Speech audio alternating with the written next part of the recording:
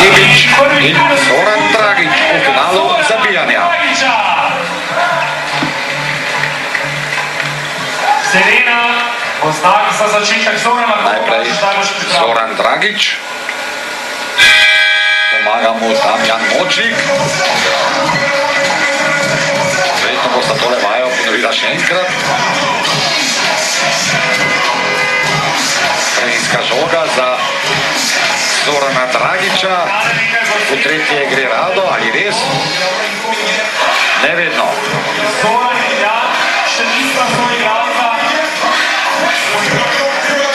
Malce so Zoranu Dragiču tudi pošle moči ob tistih prvih treh poskusih, ko mu je pomagal Jan Močnik, torej brez uspeha.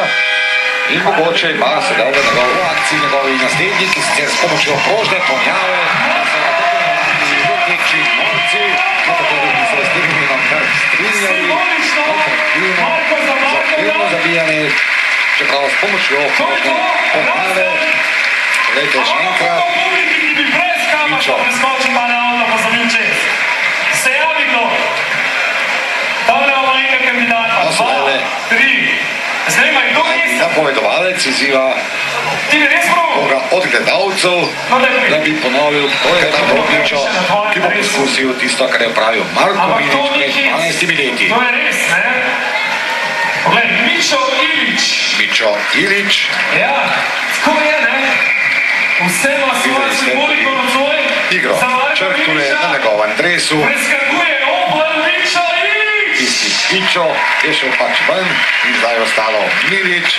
Marko je jasno zadovoljen s takšnim poskusom ponovitve njegovega dosežka. Tisti dosežek je, kot smo videli v naši kratki predstavitvi, obkrožil Evropo, obkrožil svet.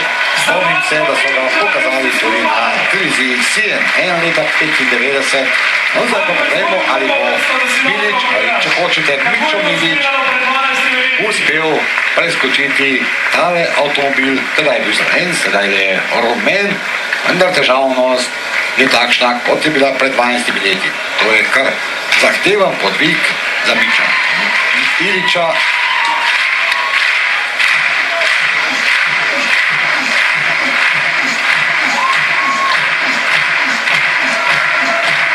Napetost v brani dela Štuka se stopnjuje.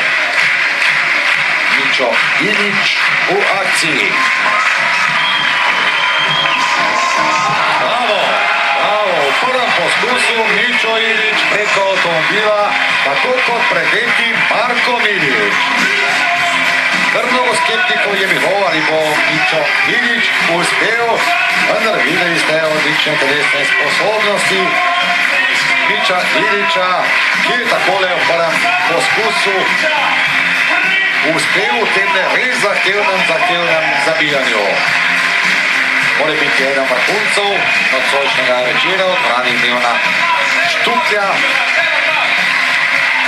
Plača se videti tole še enkrat. Izredno natančen mora biti tole še tak akrobat, da se recimo z nogo ne zatakne avtomobil, kar bi se lahko slabo počalo. Je Marko Milič nezadovoljen, prej sem dejal, Marko Milič je v tem letu poslavljal od slovenske reprezentance, za katero je začel igrati leta 1953, natančno 12. novembra tega leta je igral prvič v Vilni v Litvi proti tankaški reprezentanci, dosegel